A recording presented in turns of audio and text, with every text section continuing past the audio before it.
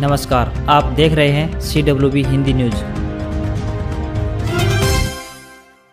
गोहाना से राजस्थान में कोटा जाने वाले यात्रियों को हरियाणा रोडवेज विभाग की सीधी बस मिलेगी। बुधवार को अधिकारियों ने गोहाना बस स्टैंड से बस को कोटा के लिए रवाना किया। बस रोजाना सुबह 5:30 बजे कोटा के लिए रवाना होगी। गोहाना के सैकड़ों विद्यार्थी कोटा में कोचिंग लेते हैं। ऐसे में विद्यार्थियों और उनके अभिभावकों का कोटा आना जाना लगा रहता है। इसके अलावा क्षेत्र के लोग व्यवसाय के संबंध में भी कोटा जाते हैं। गोहाना से सीधी बस की सुविधा नहीं होने के चलते यात्रियों को पहले रोहतक या फिर दूसरे स्टेशनों पर जाकर बसों को पकड़ना पड़ता था। हरियाणा विद्यालय शिक्षा बोर्ड द्वारा सेकेंडरी व सीनियर सेकेंडरी वार्षिक परीक्षा 2021 की तैयारी के लिए सैंपल प्रश्न पत्र बोर्ड की आधिकारिक वेबसाइट पर उपलब्ध करवा दिए गए हैं। बोर्ड अध्यक्ष व सचिव ने संयुक्त रूप से बताया कि कोविड-19 महामारी के चलते विद्यालयों में सत्र अध्ययन एवं अध्यापन का कार्य प्रभावित होने के कारण परीक्षार्थियों की कठिनाई को ध्यान में रखते हुए बोर्ड प्रशासन द्वारा परीक्षाओं की तैयारी के लिए सेकेंडरी व सीनियर सेकेंडरी कक्षा के सभी विषयों के सैंपल प्रश्न पत्र बोर्ड की आधिकारिक वेबसाइट पर अपलोड कर दिए गए हैं। देश में तेजी से बढ़ते कोरोना के केस को लेकर टेस्टिंग की प्रक्रिया तेज हो चुकी है। इसी के चलते हिसार में होने वाली सेना की भर्ती को लेकर भी सैन्य अधिकारियों ने कोरोना की रिपोर्ट अनिवार्य की हुई है। गुरुवार को बड़ी संख्या में जिले के युवा कोरोना का टेस्ट कराने के लिए नागरिक अस्पताल में पहुंचे, लेकिन जैसे ही कोरोना टेस्ट के लिए 750 रुपए जमा कराने की बात आई तो युवाओं का गुस्सा फूट पड़ा और उन्होंने न केवल नागरिक अस्पताल के सामने सर्कुलर रोड जाम कर दिया बल्कि जमकर बवाल भी काटा। इतना ही नहीं, इस दौरान युवाओं की भारी भीड़ के चलते नागरिक अस्पताल में कोविड गाइडलाइन भी तार-तार होती दिखाई दी। जाम की सूचना मिलते ही पुलिस मौके पर पहुंच गई और युवाओं को समझा बुझाकर पुलिस ने जाम खुलवाया। वहीं स्वास्थ्य विभाग ने भी मामले को गंभीरता से लेते हुए तुरंत उच्च अधिकारियों से बात कर मुफ्त में युवाओं के टेस्ट करने के निर्देश जारी कर दिए। कुछ देर बाद ही फ्री टेस्ट सेवा शुरू होने के बाद युवा शांत हो गए। 3 कृषि कानूनों को लेकर किसानों का आंदोलन जारी है। यह आंदोलन पिछले साल नवंबर माह में शुरू हुआ था। ऐसे में 26 मार्च को इसके 120 दिन पूरे हो जाएंगे, जिस पर संयुक्त किसान मोर्चा ने 26 मार्च को भारत बंद का आह्वान किया है। भारत बंद को देखते हुए हरियाणा शिक्षा निदेशालय ने मॉडल संस्कृत स्कूलों में पीजीटी अंग्रेजी और पीजीटी हिंदी पदों के लिए 26 मार्च यानी आज आयोजित होने वाले इंटरव्यू स्थगित कर दिए हैं। इन पदों के लिए इंटरव्यू अब 5 अप्रैल को होगा। फसल खरीद के बाद भुगतान में देरी पर 9% ब्याज भी देना पड़ेगा। यह राशि किसानों के सत्यापित बैंक खातों में सीधे भेजी जाएगी। पिछली बार रकम आढ़तियों के खाते में गई थी, लेकिन इस बार ऐसा नहीं होगा। यह स्पष्ट निर्देश मुख्यमंत्री मनोहर लाल ने अधिकारियों को दिए हैं। साथ ही कहा है कि फसल खरीद के बाद किसानों को निर्धारित समय पर भुगतान किया जाना सुनिश्चित किया जाए। लापरवाही बर्दाश्त नहीं की जाएगी।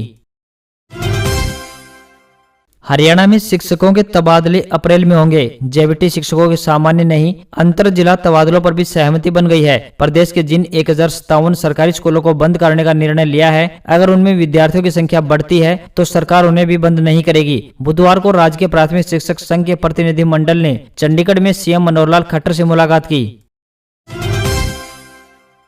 प्रदेश की अनाज मंडियों में किसानों को अब सरकार खुद बुलाएगी। उनके मोबाइल नंबर पर मैसेज भेजे जाएंगे। इन मैसेज में किसान को मंडी में फसल लेकर आने का दिन भी बताया जाएगा। मैसेज के हिसाब से ही किसान मंडियों में फसलों को लेकर आ जाएंगे। मैसेज के बाद किसानों को फसल बेचने के लिए न तो इंतजार करना पड़ेगा और न ही उन्हें रात मंडी में गुजारनी होगी। वे जिस दिन फसल लेकर आएंगे उसी दिन वह बिक जाएगी। मंडियों में खरीद 1 अप्रैल से शुरू होगी। मेरी फसल मेरा ब्यौरा पोर्टल पर रजिस्ट्रेशन करवाने वाले ऐसे सभी किसानों के पंजीकृत मोबाइल नंबर पर मैसेज भेजने की शुरुआत बृहस्पतिवार से हो जाएगी। खाद्य एवं आपूर्ति विभाग इसका ट्रायल कर चुका है। हरियाणा में अब तीसरे से 8वीं कक्षाओं की वार्षिक परीक्षा ऑफलाइन यानी कक्षाओं में बैठकर भी हो सकेगी। अवसर ऐप के जरिए ऑनलाइन परीक्षा के आदेश को पलटते हुए शिक्षा विभाग ने अब ऑफलाइन या ऑनलाइन परीक्षा का फैसला स्कूल मुखियाओं पर छोड़ दिया है। प्रदेश के स्कूलों में शुक्रवार से 1 से 9वीं और 11वीं की परीक्षाएं शुरू हो रही हैं। राज्य के प्राथमिक शिक्षक संघ ने एक दिन पहले ही मुख्यमंत्री के सामने तीसरी से 8वीं तक सिर्फ ऑनलाइन परीक्षा का मुद्दा उठाते हुए ऑफलाइन परीक्षा कराने की भी मांग की थी। प्राकृतिक संपदा के क्षेत्र में महेंद्रगढ़ जिले का नाम बड़े स्तर पर जुड़ सकता है। नारनौल की पहाड़ियों में यूरेनियम की संभावना को तलाशने की कवायद शुरू हो चुकी है। जियोलॉजिकल सर्वे ऑफ इंडिया यानी जीएसआई ने हेलीकॉप्टर की मदद से नारनौल व आसपास के क्षेत्र में सर्वे शुरू कर दिया है। हालांकि सर्वे का कार्य पूरा होने के बाद ही पता चल सकेगा कि इस क्षेत्र में यूरेनियम की स्थिति क्या है। यदि सर्वे सफल होता है तो यह केवल महेंद्रगढ़ या हरियाणा की ही नहीं बल्कि देश की आर्थिक ताकत बढ़ाने में बड़ा सहायक साबित हो सकता है। बुधवार को नारनौल के नजदीक नजदीकी गांव जोरासी के पास सर्वे का कार्य चला। हेलीकॉप्टर पर एक जाल लटकाया हुआ था जिसमें जमीन को अंदर से स्कैन करने के लिए हाई पावर मशीनें लगाई हुई थी। यह हेलीकॉप्टर काफी नीचे तक आकर भूमि को स्कैन कर रहा है। जीएसआई का सर्वे कामयाब होता है तो देश के परमाणु संयंत्रों को नई ऊर्जा मिलेगी और देश में बिजली का संकट स्थायी तौर से दूर हो सकेगा।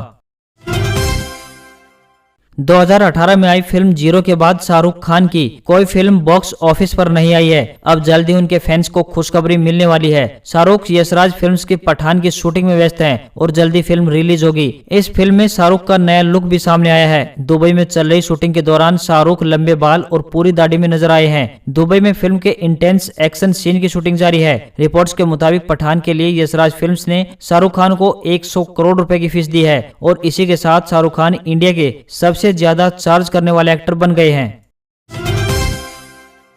महाराष्ट्र में 100 करोड़ की वसूली, ट्रांसफर के नाम पर रिश्वतखोरी और विपक्ष के 100 सवालों में घिरी महाविकास आघाड़ी सरकार पर विपक्ष का दबाव लगातार बढ़ता जा रहा है। राजनीतिक जानकारों की माने तो राज्य में राष्ट्रपति शासन लगाने की सियासी बिसात लगभग बिछाई जा चुकी है। 2 मई को पश्चिम बंगाल समेत 5 राज्यों के विधानसभा चुनाव परिणाम की घोषणा के साथ ही सूबे में कानून व्यवस्था के मुद्दे पर राष्ट्रपति शासन लगवाने की भाजपा की कोशिश है। जानकार मानते हैं कि यही कारण है कि भाजपा लगातार विभिन्न मुद्दों को उठाकर राज्य में कानून व्यवस्था के खराब होने का माहौल तैयार करने में लगी हुई है।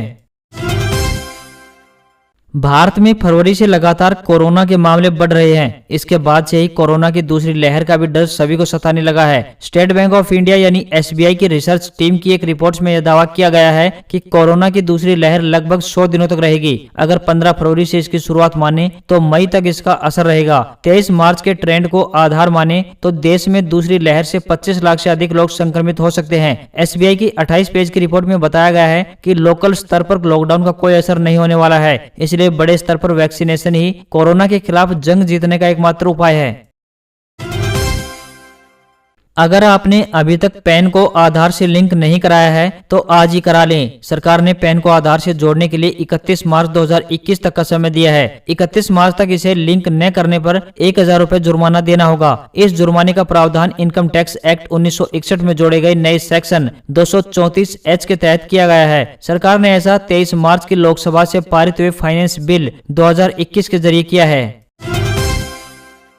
हरियाणा में सौर ऊर्जा को प्रोत्साहन देने के लिए दक्षिण हरियाणा बिजली वितरण निगम ने नवीन और नवीकरणीय ऊर्जा मंत्रालय के दिशा निर्देशों के अनुसार घरों पर सोलर सिस्टम लगवाने की योजना लागू की है। योजना के तहत सूचीबद्ध फर्मों से सोलर सिस्टम लगवाने पर 3 किलोवाट तक 40% व 4 किलोवाट से 10 किलोवाट तक 20% सब्सिडी दी जाएगी। 1 किलोवाट सोलर की कुल लागत 45,780 रुपए है। 40% छूट के बाद उपभोक्ता को लागत का 27,468 रुपए भुगतान करना होगा। 2 किलोवाट की बात करें तो सोलर सिस्टम की लागत 91,560 रुपए है, जो 40% छूट के बाद 54,936 रुपए भुगतान करना होगा। और 10 किलोवाट सोलर सिस्टम की बात करें तो 4,57,800 रुपए लागत है, जो छूट के बाद 3,38,772 रुपए भुगतान करना होगा।